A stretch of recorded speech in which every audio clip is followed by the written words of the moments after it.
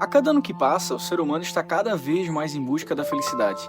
Buscamos a felicidade, a satisfação, o conforto, o bem-estar pessoal, a alegria, o alívio após um dia de trabalho, descanso, enfim.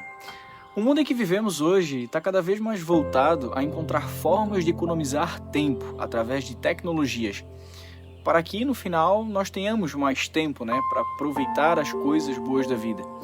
Porém, sabemos que não é bem assim que as coisas acontecem. Atualmente, temos celulares, internet, robôs aspiradores, máquinas de lavar roupa, máquinas de lavar louça, máquinas para isso, máquinas para aquilo. Nós vivemos em uma era onde a automação nunca esteve tão presente na vida do ser humano. Essa busca, muitas vezes, é justificada pela chamada busca do bem-estar. Nunca tivemos tanto tempo economizado por essas tecnologias e, ao mesmo tempo, nunca estivemos tão ocupados e tão sobrecarregados por tanto trabalho. Por outro lado, quando há um mínimo de tempo, após passada uma longa semana de trabalho, podemos, enfim, descansar. E esse ato, por vezes, e por pessoas do mundo, é regado a bebidas, drogas, prostituição, desejos da carne, entre outras coisas. A verdade, irmãos, é que essa nossa busca incessante por novas coisas que irão nos ajudar no dia a dia nunca terá fim. Sempre haverá uma nova tecnologia prometendo uma grande melhora na sua qualidade de vida, no seu bem-estar, prometendo uma maior economia de tempo e, com isso, felicidade e tudo mais. Porém, eu acho que todos já perceberam que há algo de errado. Houve um tempo em que tudo era bom, onde caminhávamos com Deus, onde não havia trabalho, doenças, horários, metas, objetivos, busca por resultados, medos, incertezas, depressão, ansiedade e até mesmo a morte. No princípio, Deus criou os céus e a terra. A Bíblia nos mostra a criação de tudo. Ela nos dá detalhes das coisas que foram feitas, quando foram feitas e a finalidade delas. Ela é clara ao falar. Disse Deus: Eis que dou a vocês todas as plantas que nascem em toda a terra e produzem sementes, e todas as árvores que dão frutos com sementes. Elas servirão de alimento para vocês. E dou todos os vegetais como alimento a tudo que tem em si fôlego de vida, a todos os grandes animais da terra, e a todas as aves do céu, e a todas as criaturas que se movem rente ao chão. E assim foi. Podemos perceber a riqueza e a infinidade de detalhes nos quais a palavra de Deus nos mostra quanto à criação divina e quanto à sua perfeição e preocupação em cada detalhe. Sem dúvidas, era um lugar maravilhoso para se viver, onde a briga, a discórdia e a contenda não existiam. Tudo o que era feito pelo homem não exigia uma busca constante por algo a mais, pelo ter melhor ou ter primeiro que o outro. Porém, houve um dia em que o pecado entrou no mundo. Gênesis capítulo 3 nos dá o relato da queda, onde o homem pecou contra Deus através da desobediência. Havia apenas uma regra mediante todos os benefícios que Deus havia nos dado. Essa regra era: E o Senhor Deus ordenou ao homem: Coma livremente de qualquer árvore do jardim, mas não coma da árvore do conhecimento do bem e do mal, porque no dia em que dela comer, certamente você morrerá. Com isso, irmãos, o pecado entrou no mundo, corrompeu o homem e ele passou a ser submetido às coisas desse mundo. Como Deus havia dito: se comerdes, certamente morrerás. A partir daí, a morte entrou na nossa vida através de um homem, Adão.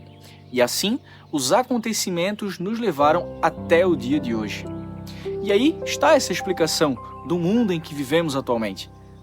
É comum nos dias de hoje as pessoas falarem ou pensarem: eu acredito que Deus já está comigo, uma vez que eu sou uma pessoa boa. Eu não uso drogas ilícitas, nunca matei, nunca roubei, minto só às vezes por coisas pequenas ou por um bom motivo. Às vezes, inclusive, eu faço algumas promessas que se Deus me der algo que eu quero, eu vou até tal lugar a pé, eu faço tal oferta na igreja. Irmãos, é preciso que entendamos que Deus nos fala sobre todas essas coisas na Bíblia e que estejamos atentos às ciladas do inimigo. O que ele mais deseja é que você pense que está tudo bem, que não tem problema e, principalmente, você é sim uma boa pessoa. A palavra de Deus nos diz: Pois todos pecaram e estão destituídos da glória de Deus. Logo, irmãos, o texto refere-se ao pecado cometido por Adão, pelo qual todos carregam essa mancha. Como citado anteriormente, é comum encontrar pessoas no mundo que se consideram boas e, pelos nossos olhos humanos, elas de fato até são. Podem não praticar o mal ativamente, diretamente, pode praticar a caridade com frequência e até serem pessoas sensíveis ao bem. Porém, aos olhos de Deus, essa pessoa ainda possui essas marcas. Quanto às obras, irmãos, a Bíblia nos diz: portanto, ninguém será declarado justo diante dele pelas obras da lei, pois, por meio da lei, nos tornamos conscientes do pecado. Podemos perceber, irmãos, que por mais que a lei dada por Moisés, por exemplo, os 10 mandamentos, seja cumprida, isso não significa que sejamos justos, mas apenas que somos conscientes do pecado e buscamos um caminho de santificação.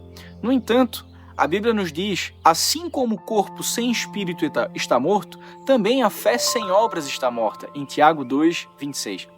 Ao analisarmos esses dois versículos, podemos perceber que não somos justificados perante Deus pelas boas obras que nós fizemos, e sim pela nossa fé, que por sua vez deve produzir boas obras.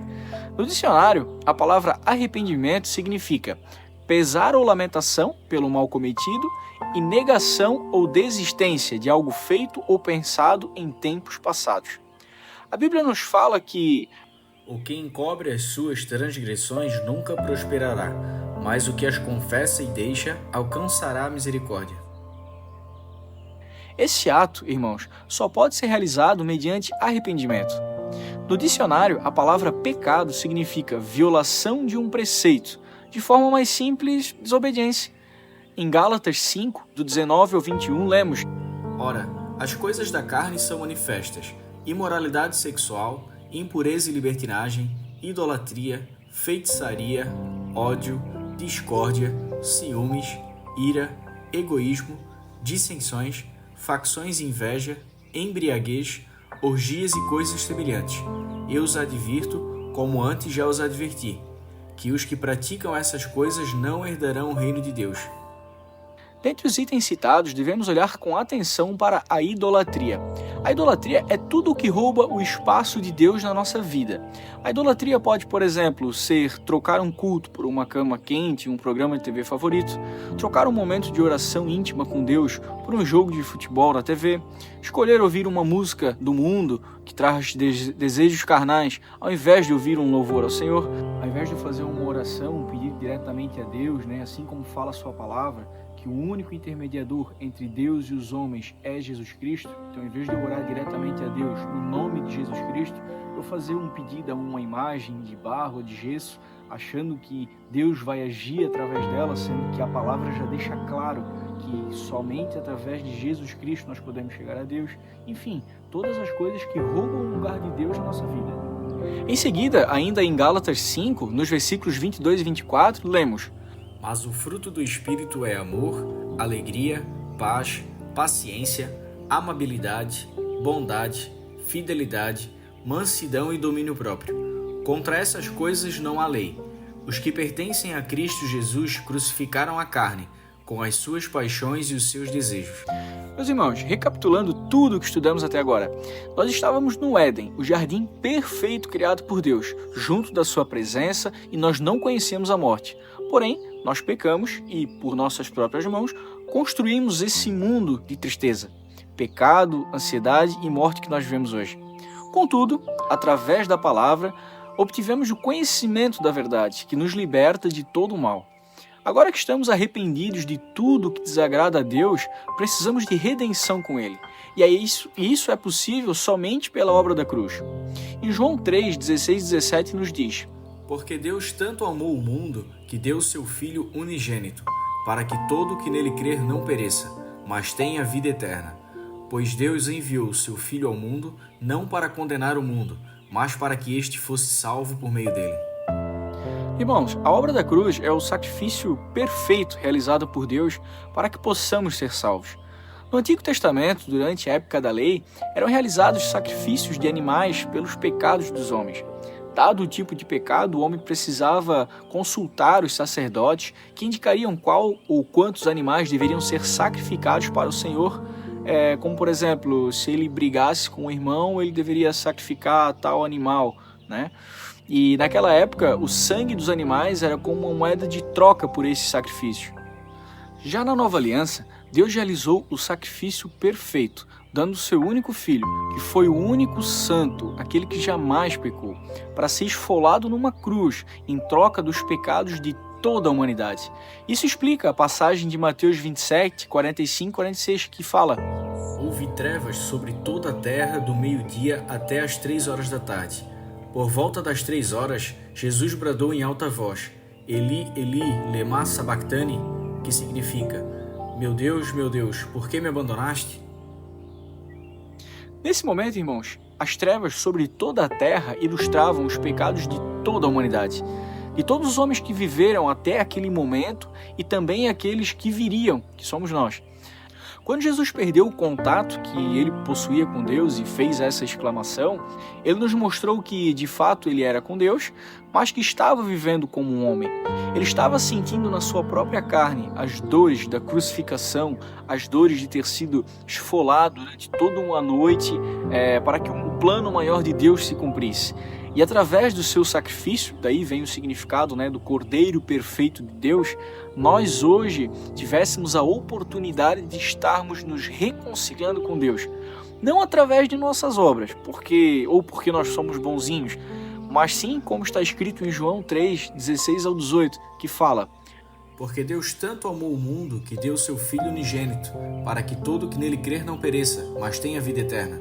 Pois Deus enviou o seu Filho ao mundo, não para condenar o mundo, mas para que esse fosse salvo por meio dele. Quem nele crê não é condenado, mas quem não crê já está condenado, por não crer no nome do Filho unigênito de Deus. Irmãos, isso é algo muito forte e muito sério. Nós não devemos, em hipótese alguma, subestimar a palavra de Deus. Subestimar no dicionário significa não dar o devido valor ou apreço a algo ou alguém, ou considerar algo como menor, mais fácil ou menos perigoso do que realmente é. Portanto, diante de toda essa imensa obra do amor de Deus por nós, é preciso que sejamos obedientes a Ele. É preciso que sejamos obedientes à sua palavra, obedientes aos seus exemplos e principalmente que tenhamos temor a Deus. Essa reflexão sobre do auge até a queda do homem e a obra de Jesus na cruz para nos salvar, nós somos convidados pelo Espírito Santo a refletir sobre os nossos atos. Estamos de fato obedecendo às vontades de Deus? Porque a partir do momento em que cremos em Jesus, nós somos salvos. Porém, nós precisamos continuar nele, pois crer significa aceitar. Aceitar, por sua vez, significa submeter-se a algo. E submeter-se significa ser obediente. E ser obediente ao que, irmãos? À palavra de Deus. Não a homens, não a doutrinas, não a placa de igreja, mas sim ao nosso único Senhor e Salvador, que é Jesus Cristo. Então eu te convido a, nesse momento, você tomar essa decisão de entregar a sua vida perante Deus, entregar a sua vida nas mãos de Jesus e deixar que Ele comece a obra na sua vida. Jesus, Ele nos salva, Ele nos cura e nos liberta. Isso também são outros assuntos para outros vídeos, né? Nós vamos falar também de cura e libertação, que é isso. Mas o primeiro passo é aceitar Jesus, é aceitar a obra dele, é aceitar que Ele entre na nossa vida e que Ele comece a obra no nosso coração, através do Espírito Santo. Então, se você nunca teve essa oportunidade, eu convido você a, nesse momento, fazer uma oração de entrega a Jesus. Vamos fazer juntos? Pai, em nome de Jesus, eu declaro que creio no sacrifício de Jesus na cruz para me salvar e na sua ressurreição. Por isso, eu te peço perdão pelos meus pecados e que o mesmo sangue que foi derramado na cruz venha cobrir toda a minha vida e me purificar de todo o pecado e injustiça. Eu confesso Jesus como meu único Senhor e Salvador e recebo o Teu Espírito Santo em meu coração, para que, a partir de hoje, eu seja transformado na pessoa que Tu desejas que eu seja. Endireita os meus caminhos, Senhor. Escreve o meu nome no livro da vida e faz de mim um participante da Tua herança eterna. Em nome de Jesus, quebro todo o vínculo que eu tenho com as trevas. Amém. Pronto. está feito. Você nesse momento agora faz parte da igreja do Senhor. Não estou falando de paredes, não estou falando de placa, não estou falando de instituição nenhuma, e sim da igreja de Cristo, que são os seus seguidores, né? Os declarados filhos de Deus, de fato, nessa terra. Antes, nós éramos criaturas de Deus. A partir do momento que nós aceitamos Jesus como nosso único e suficiente Salvador, nós nos tornamos filhos de Deus, assim como fala a palavra dele. Então, nesse momento, eu oriento você que você busque uma congregação, busque uma igreja. Vitor, qual a melhor igreja? A mais perto da minha casa? Não acho. Eu acho que a melhor igreja é aquela que está mais perto da Bíblia. Então, se você tem uma Bíblia na sua casa, ou se você não tem, né, você pode baixá-la aí gratuitamente na internet, né, diretamente no seu celular. Tenha contato com a palavra de Deus. Se você não sabe por onde começar, comece pelo livro de Mateus, comece pelos evangelhos. Você vai aprender cada vez mais da pessoa de Jesus Cristo, né, do que ele ensina, do que ele nos fala, para que nós possamos ser pessoas segundo o coração de Deus, e que você seja abençoado por Deus, que o Espírito Santo sempre esteja com você na sua caminhada. Oriento novamente que você busque uma igreja que fique mais próximo da Bíblia possível, e te desejo paz e conte conosco. Se você tiver alguma dúvida, pode deixar nos comentários abaixo do vídeo, e fique em paz, que o seu coração nesse momento seja transbordado pelo agir do Espírito Santo. É o que nós pedimos no nome santo de Jesus Cristo. Amém. Portanto, quem despreza isto não despreza ao homem, mas sim a Deus, que nos deu também o seu Espírito Santo.